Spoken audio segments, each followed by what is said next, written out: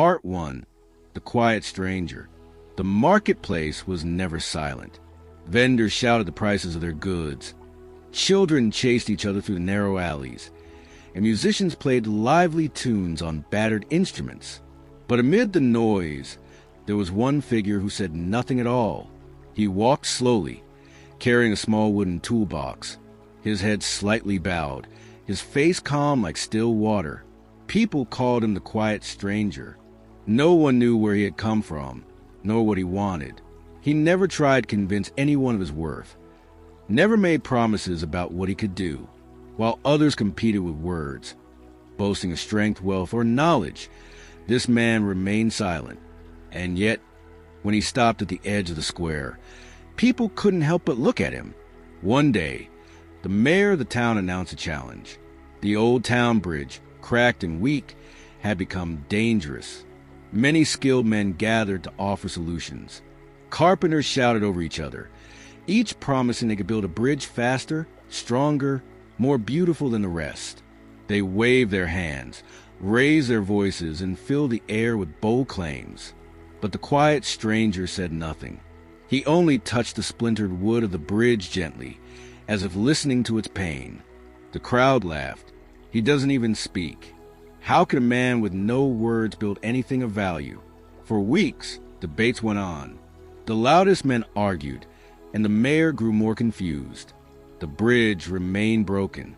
But one morning before dawn, while the town still slept, the Quiet Stranger began his work. He lifted beams with steady hands, measured each piece carefully, and fixed every crack with patience. His silence was not emptiness. It was focus. Days turned into weeks. Without ever calling for attention, he rebuilt the bridge plank by plank. When the sun rose one morning, the townspeople awoke to find a new structure standing strong across the river. It was simple, yet powerful. The kind of bridge that would last for decades. And the Quiet Stranger had already left the site, without a word, disappearing into the forest beyond.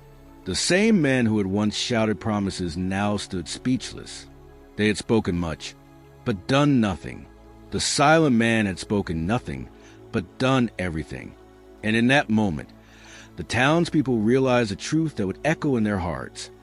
Sometimes the strongest voice is not heard in words, but seen in actions. Sparkle's language learning notes. In this part, notice phrases like calm like still water.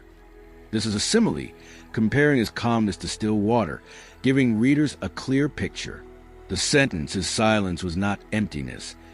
It was focus, shows how a negative-looking trait can hold hidden strength. Also, idioms like plank by plank describe careful, step-by-step work, emphasizing patience. Now think, why did the stranger refuse to speak? What lesson do you think the people learned from him? Can you retell the story in your own words, focusing on action instead of speech? Part 2. The Rule of Quiet Hands. At sunrise, mist draped the town like a secret. The new bridge held its breath, cool with dew, as if afraid too much praise might crack it. A baker's apprentice named Mara crossed first, balancing trays of bread. She had watched the silent builder every dawn from the bakery window. The way he checked the grain of the timber, the measured pause before every cut, the calm rhythm of hammer to nail. She remembered no speeches, only the music of work. That morning, she found a single shaving of cedar curled on a railing like a comma, as though the bridge itself were finishing a sentence he had never spoken. By noon, the square had returned to its favorite sport, talk. A showy craftsman, Master Vero, set up a stage and declared that he alone had advised a mysterious builder. He drew diagrams on chalkboard after chalkboard and invented names for methods no one had seen. The crowd applauded. Words made an easy meal. Yet the mayor looked past the applause toward the riverbank, where quiet reeds bent without breaking. A deeper problem soon surfaced. Beyond the fields, the old mill had stalled. The wheel turned in lazy, coughing circles, and the harvest rotted in wagons waiting to be ground. Farmers muttered. Vero promised a grand redesign with polished spokes and painted paddles. He scheduled a demonstration and handed out flyers covered in glittering claims. Meanwhile, Mara walked the mill at dusk and placed her palm against the wheel's rim. The wood felt thirsty. The channel that fed the mill had narrowed, choked by silt and gossip. That night, while lantern light danced in kitchen windows and the town rehearsed its complaints, a shadow moved along the canal. The quiet stranger returned with shovel over one shoulder and a coil of rope at his hip. He did not wake the miller. He did not call for help. He simply began, clearing the channel with slow strokes, lifting stones, guiding water with small earth walls like a shepherd herding silver sheep. When the mud clung to his boots, he leaned on the shovel and listened to water, to gravity, to the patient logic of flow. Mara saw him from a hedgerow and wanted to run to him with praises and questions. Instead, she remembered the bridge and held her tongue. She stepped into the stream without a word, passing stones to his hands. They worked as if following a script written on the current. Sometimes he tapped a rock twice, measured twice, moved once. Sometimes he paused so long the night seemed to swallow him. Then, with a single push, the water found a new path and hurried forward, grateful. Near midnight, the mill wheel shivered. Its creak changed from complaint to conversation, then to song. The paddles caught the brighter, deeper water, and the wheel began to turn with purpose. Flour dust rose from the mill's dark windows like moonlit smoke. The stranger set down the shovel, nodded once to Mara, and vanished into reeds before language could ruin the moment. Only a mark remained, a small chalk circle on the millstone, a silent seal. At dawn, the townspeople woke to the murmur of a working mill. Vero still performed on his stage, explaining how genius required attention. No one argued with him. There was nothing to win. Instead, farmers quietly lined up at the mill, baskets in their arms, gratitude in their faces. The mayor found Mara washing mud from her hands. "Who fixed it?" he asked. Mara looked at the turning wheel and answered the only truthful way. Work did. By evening, a rumor had replaced applause. People began to notice how much noise comes from effort that has not begun. They also began to practice a new custom. Before starting any task, baking, mending, sweeping, they pressed their palms together and held still for one breath. It was called the rule of quiet hands. Under this rule, plans became paragraphs, and action became the punctuation that ended doubt. In this chapter of their days, the town discovered a fierce paradox. Silence, when married to motion, speaks in completed bridges and humming mill wheels. Words still had their place, but they no longer tried to do the work of hands. In the language of this tale, notice how present simple describes habits. People begin to notice the wheel turns, while past simple grounds events. The stranger returned, the mill stalled. The idiom, hold one's tongue, shows restraint, a choice to value results over noise. Phrases like measure twice, move once, compress wisdom into rhythm. The symmetry helps the memory. Even the metaphor water as a shepherded flock carries the grammar of comparison, as, like, and the quiet power of precise verbs bend, murmur, shiver. Before moving on, a gentle challenge invites reflection. Could the mill have been saved by speeches? Which scene proved that action can argue better than any mouth. Try retelling what Mara saw using your own sentences, and notice how your verbs, cleared, passed, guided, do the heavy lifting while adjectives step aside. Part 3. The silence before the storm. The town was learning slowly that the quiet stranger's work carried weight beyond nails and wood. The bridge still stood strong, the mill still sang with grain, and yet no one had ever heard the man's voice. His silence was like a mirror, forcing others to see their own noise, their own excuses, their own emptiness. But not everyone was pleased. Master Vero, who had filled the square with promises and diagrams, now found fewer listeners. His words, once honey to the crowd, began to taste of dust. The baker's apprentice, Mara, noticed a shift. Fewer claps followed his speeches. Fewer eyes turned his way. People were beginning to trust deeds over declarations. And Vero, for all his loud confidence, had no deeds to offer. Then came the flood. One night, a storm brewed on the horizon, its lightning stretching like claws across the sky. The river swelled, dark and angry, threatening to rise above its banks. Farmers ran to move their carts. Mothers pulled children inside, and the mayor shouted orders into the wind. The new bridge trembled under the water's roar. The townspeople panicked, their voices tangling in fear. Amid the chaos, someone noticed a figure moving along the riverside. Lantern in hand, Mara strained her eyes and saw him. The quiet stranger. He carried ropes, heavy stones, and timber without waiting for approval. He waded into the foaming current, anchoring the edges of the riverbank, driving stakes deep into the mud. "Stop!" Vero cried from the safety of the square. "You'll be swept away. We must plan. We must discuss. We need a committee." But his words dissolved in the storm. No committee could tame the river. No speech could stop the flood.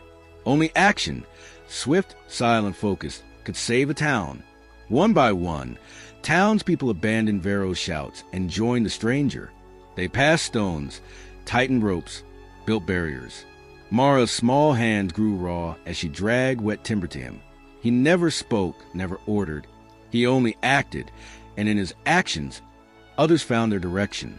By dawn, the river's rage had passed. The banks held. The bridge still stood. The town was safe, exhausted, covered in mud. The people looked around at each other, realizing the truth. It was their hands, not their voices, that had guarded their homes.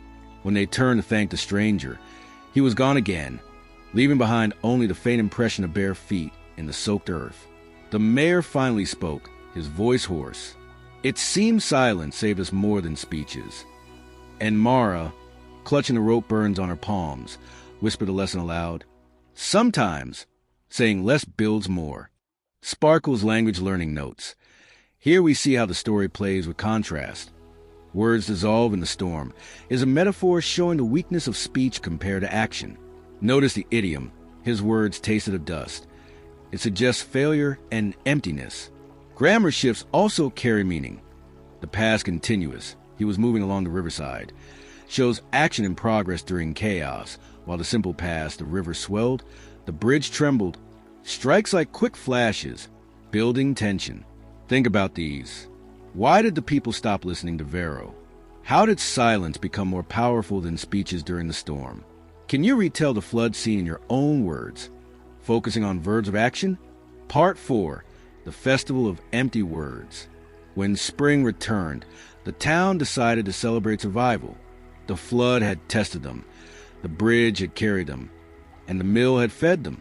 So the mayor declared a festival, a day of songs, feasts, and speeches. The square was draped with banners, colored cloth fluttered like wings, and tables grown under roasted lamb, honey bread, and spiced wine. Children chased ribbons through the streets, while musicians tuned their instruments. It was to be a day of joy. But as the sun climbed high, Master Vero seized the stage. He spread his arms wide, his voice carrying above the drums and fiddles. "Friends, neighbors, honored mayor," he began. "Let us not forget who guided us through danger, who advised us, who taught us the principles of strength and endurance." He spoke for hours, weaving a net of praise for himself. He told the story of the bridge as if it had sprung from his design. He painted the flood as a battle he had orchestrated with his strategies. And the more he spoke, the more the crowd shifted uneasily. They had seen the truth with their own eyes. Vero's words were smoke. The stranger's silence had been stone. Mara, standing near the back, clenched her fists. Her voice burned to rise, to shout the truth.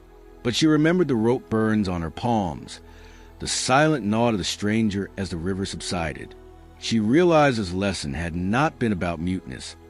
It had been about proof. Words defended themselves best with results. Suddenly, a group of farmers walked the stage.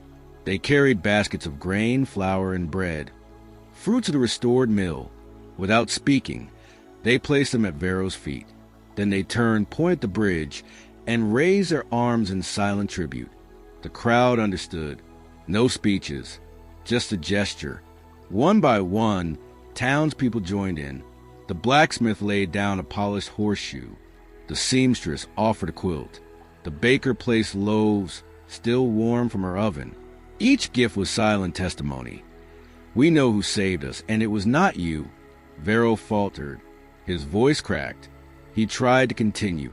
but the noise of his words was drowned, not by shouts, but by silence.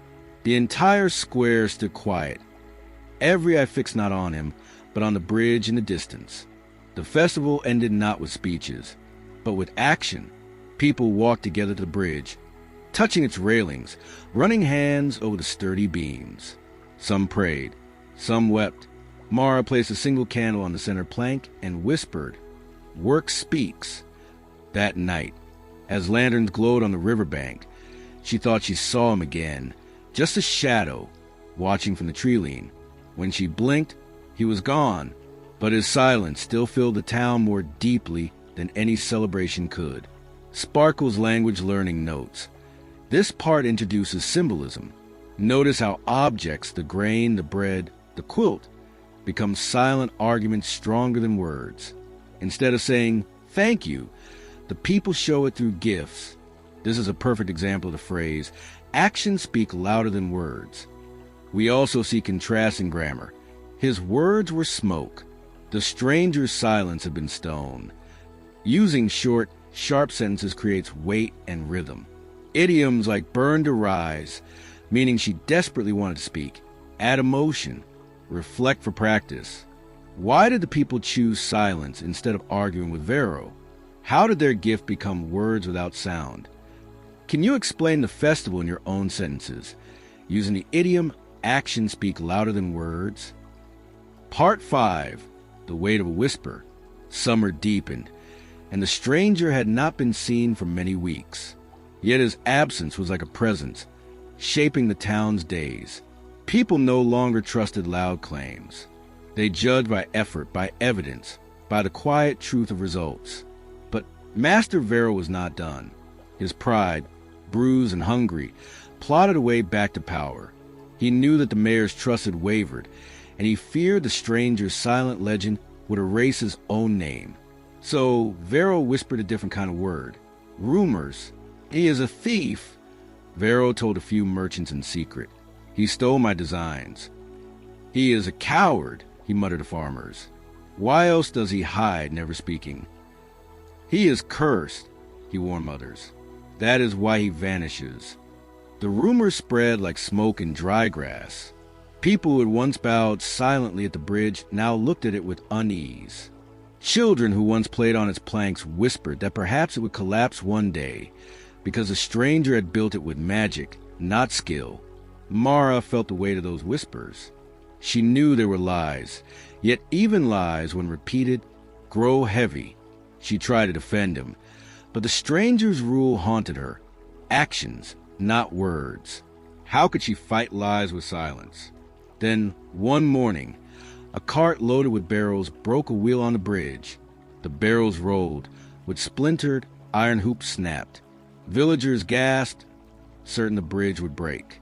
Vero himself rushed to the scene, ready to cry, "I warned you!" But the bridge held. Every plank, every beam, every joint bore the weight. The barrels were recovered, the cart repaired, and traffic moved on. The silence of the structure spoke more loudly than any denial. That evening, Mara carried a loaf of bread to the riverbank. She waited until the stars came out, hoping the stranger might appear. She wanted to thank him, not with words, but with food, with presence, with patience. At last, she heard a step behind her. He stood there, mud on his boots, a faint light in his eyes. She held out the loaf, and he accepted it without speech. For a moment they stood side by side, listening to the river. Then he traced a small sign in the dirt, a circle with a line through it. "What does it mean?" she whispered. He pointed first to his mouth, then to his hands. The meaning was clear. Do, not say. Before she could reply, he was gone again, swallowed by the night. But Mara felt no sadness this time. She carried the symbol in her heart as if it were a torch. Silence, when tied to action, could outlast any rumor, any lie. Sparkle's language learning notes. In this section, you saw how rumors function like poison, quiet but spreading. Notice the phrase "spread like smoke in dry grass," a vivid simile showing how fast lies move. Another key idiom is actions, not words, which works as both a rule and a moral. Grammatically, The text uses reported speech. He is a thief, Varro told merchants. This helps learners see how lies were shared. Also, the simple past tense the bridge held, she carried a loaf, grounds truth in concrete actions, contrasting with the uncertainty of gossip. Think about these questions. Why did rumors start to weaken the people's faith? How did the bridge itself answer the lies? Can you retell the scene of the broken cart, using your own verbs of strength, hold, support, endure? Part 6. The Test of Fire. The harvest season brought both wealth and danger. With granaries full and markets bustling, envy crept into the hearts of neighboring towns. One evening, flames burst out from hay barns near the eastern wall. The fire grew wild, fed by wind and dry straw, leaping from roof to roof like a hungry beast. Panic ripped through the streets. Buckets of water were passed from hand to trembling hand. But the fire spread faster than the people could fight. Voices rose in chaos, orders clashing, blame shouted, prayers screamed to the heavens. In the storm of words, no one knew what to do. Then, out of the smoke, he appeared, the quiet stranger. His clothes were scorched, his face streaked with ash, but his movements were calm, steady, decisive. He didn't shout. He didn't command. He simply began. He pulled down weak fences to create fire breaks, stopping the flames from jumping further. He soaked heavy cloths and threw them over burning beams. He tied ropes to wagons and, with others pulling silently, dragged them away from the barns before they could explode. At first, people hesitated. Without words, how could they know his plan? But then they noticed wherever his hands moved, the fire weakened. Wherever his shadow worked, destruction slowed. His silence became a map, his actions a language more urgent than any cry. Mara followed him closely, mirroring his every move. Soon others joined. Neighbors formed lines not of noise but rhythm. Water thrown, roofs covered, sparks stamped. A strange hush settled over the burning town, broken only by the crackle of fire and the grunt of labor. For the first time in memory, the town fought not with words but with work. Hours passed. At last, as dawn painted the sky in pale gold, the final flames hissed into smoke. The barns were ruined, but the homes still stood. The town was bruised but alive.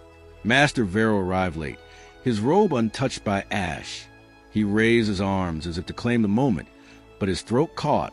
Before him stood hundreds of villagers, faces blackened, clothes torn, hands blistered. They said nothing. They only looked at him, then turned their gaze toward the stranger. But the stranger was already leaving, his back to the smoldering ruins. Not a single word spoken, only a trail of soot-dark footprints fading into the horizon. The mayor, voice hoarse from smoke, whispered the truth for all to hear. He builds more with silence than we destroy with speeches. And so the town learned a deeper lesson. Silence was not emptiness. It was focus. It was courage. It was leadership without vanity. Mara carried the image in her heart. Fire defeated not by the loudest voice, but by the quietest hands. Sparkle's language learning notes. This part demonstrates personification. The fire is described as a hungry beast, giving it life and danger.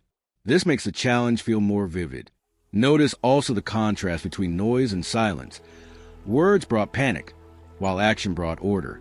An important idiom here is actions became a language.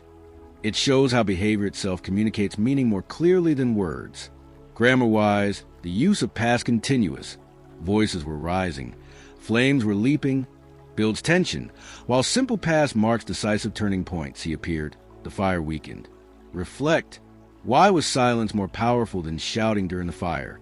How did the stranger's calmness guide the others without a single word? Can you retell the fire scene using action verbs like pull, drag, stamp, soak? Part 7. The Challenge of Stone. Winter pressed down with iron skies and bitter winds. The river froze in its shallows, and fields slept under frost. Yet inside the town walls, a restless hunger stirred. The bridge still stood, the mill still turned. The fire had been conquered, but now the people asked, "Who is he?" Master Varro saw his chance. One morning, he strode into the square, cloak heavy with fur, voice sharp as frost. "You call this man a savior?" he scoffed. But what proof do we have? He hides like a thief, never speaking, never showing his true name. Let us see if his silence holds against a real test. And with a flourish, he unveiled a block of granite the size of a wagon. Here, he cried, if he is truly master of hands and deeds, let him move the stone. Let him build with it, shape it, prove his worth in daylight, or else admit that silence is cowardice. The crowd murmured. The challenge was heavy, impossible. Vero smiled. Certain he had cornered a legend. For days, no one answered. The granite stood in the square like an accusation. Mara's faith wavered. Could silence withstand such a public demand? She felt anger at Vero's cruelty, yet fear that perhaps the stranger would never return. Then one dawn, before the town had stirred, a sound echoed across the square. Iron striking stone. Mara rushed from her house, cloaked tight against the cold. And there he was, the quiet stranger, sleeves rolled, hammer and chisel in hand. He said nothing. He only worked. Chips flew, dust swirled. By midday, curious townsfolk gathered. By nightfall, the block had begun to change. Not moved, not lifted, but shaped. The stranger carved patiently, blow by blow, as if the granite itself whispered its hidden form to him. Days passed. Vero mocked him at every turn. Too slow, he jeered. All that effort, no result. But the people noticed something else. The granite was becoming a figure. Broad shoulders, steady hands, a face calm as still water. It was a statue of no one and everyone, the image of work itself. When the final flake of stone fell, the town stood in awe. The statue was strong, beautiful, timeless, and at its base, carved in silent letters, were 3 words. Do not say. The crowd erupted, not in shouts, but in a hush so deep it felt like prayer. Vero's protest shriveled. His noise had been defeated by a monument of silence. Mara touched the statue's hand, cold and solid, and felt as if the stranger had left a soul inside the stone. She understood now. His silence was not a refusal. It was a gift, a discipline, a reminder that action itself was the highest form of speech. That night, she looked for him along the riverbank. But once again he was gone. Only the statue remained, speaking forever without a voice. Sparkle's language learning notes. Here, silence transforms into art. The phrase the granite whispered its hidden form is personification, suggesting that even stone responds to patience. The motto do not say is not just a command, but an imperative sentence that delivers moral weight. Notice how direct speech is used for Vero's mocking words, while the stranger remains wordless. This contrast shows how grammar itself can illustrate character. One is noise, the other is action. Think about, why was carving the stone more powerful than lifting it? How did the statue defeat Vero's accusations? Can you retell the carving scene, focusing on verbs of creation, carve, chip, strike, shape? Part 8, The Legacy of Silence. Spring returned once more, washing the valley with blossoms. The bridge still bore travelers, the mill still hummed. The houses scarred by fire now stood whole again. And in the center of the square, the statue of stone hands and calm face watched over them all. Beneath it, those 3 words remained. Do not say. The quiet stranger never came back. Days turned into months, and his figure became a story, then a legend. But his lessons had not vanished with him. They had taken root in the lives of the townsfolk. The baker, once quick to gossip, now let her loaves speak for her. She rose earlier, kneading dough before dawn, and customers grew not from promises but from bread warm in their hands. The blacksmith, once proud of his boasts, now kept his forge singing with sparks instead of speeches, and his work drew travelers from distant towns. Farmers plowed without complaint, showing gratitude not in words, but in baskets of grain delivered to neighbors who needed them most. Even the mayor changed. He spoke less, listened more, and let his judgments be guided by what people did rather than what they claimed. In time, disputes that once stretched into hours of arguing were settled simply. Show us. not tell us. And Mara grew into the heart of this new way. She opened a small workshop by the river, teaching children the lessons she had learned. On the wall above the workbenches, she carved the symbol the stranger once drew in dirt, a circle with a line through it, mouth closed, hands open. Each child who came to her workshop learned first to listen, then to act. She told them, "Silence is not weakness. It is a space where strength is born." Years later, travelers who passed through the town always paused at the statue. Some laughed at its simplicity, expecting stories of kings or warriors instead of a nameless builder. But when they asked the people, who was he? The townsfolk only smiled and answered, the one who taught us to live by deeds, not speeches. No one knew his name. No one remembered his voice. Yet his legacy endured, stronger than words could ever have been. For words can be forgotten, twisted, buried in the dust of time. But bridges that carry, mills that grind, homes that stand, and hands that labor in silence, those remain. And so the town flourished, not in the noise of promises, but in the quiet rhythm of daily work. They had learned that success does not shout. It whispers in effort, breathes in patience, and speaks most clearly in the language of action. In the end, the stranger's silence became the town's voice. And though no one ever heard him speak, they realized he had taught them the most powerful lesson of all. Sometimes silence says everything. Sparkle's language learning notes.